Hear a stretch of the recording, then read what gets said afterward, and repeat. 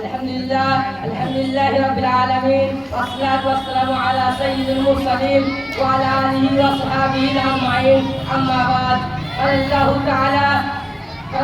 तआला अऊज़ु बिल्लाहि मिनश शैतानिर रजीम बिस्मिल्लाहिर रहमानिर रहीम इक़रा बिस्मि रब्बिकल लज़ी खलक़ खलक़ल इंसाना मिन अलक़ इक़रा व रब्बुकल अकरम अल्लज़ी अल्लमा बिल कलम अल्लमल इंसाना मा लम यअलम।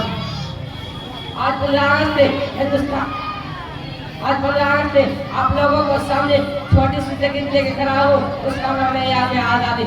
आज का दिन खुशी का दिन है, फख्र का दिन है, कुर्बानियों को याद करने का दिन है। आज बलिदान से हिंदुस्तान की आज़ादी का दिन है, ऐसा दिन है सिर्फ तारीख के नहीं बल्कि पूरी कौम की गलत कुर्बानी और जद्दोजहद का निशान है। क्या आप जानते हैं हम जिस जमीन पर अदा सांस ले रहे, उस जमीन को अदा करवाने के लिए हजारों लोगों ने हमने जानों कुर्बान की, फांसियों जलाई, गोलियों के सामने सीधा दंगल खड़ा है। भगत सिंह, सलाउल्लाह खान, राम प्रसाद बिस्मिल्लाह चांद साहिब, कभी महात्मा गांधी, मौलाना अबुल कलाम आजाद, सुभाष चंद्र बोस और कभी रानी लक्ष्मीबाई बेगम, हज़रत पहले टीपू सुल्तान, इस इंडस्ट्री में फातिह था।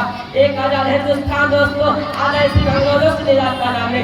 आजादी का एहसास एक नियामत है, एक जिम्मेदारी है कि हम एक दूसरे से मोहब्बत करते हैं, कि हम झूठ नफरत का से दूर है, कि हम देश के सच्चे सपोर्ट बनाने की कोशिश कर रहे हैं। दोस्तों, आजादी झंडा लहराने का नाम है। आजादी एक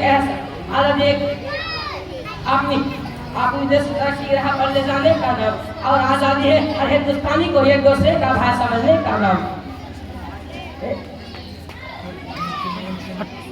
अस्सलाम वालेकुम।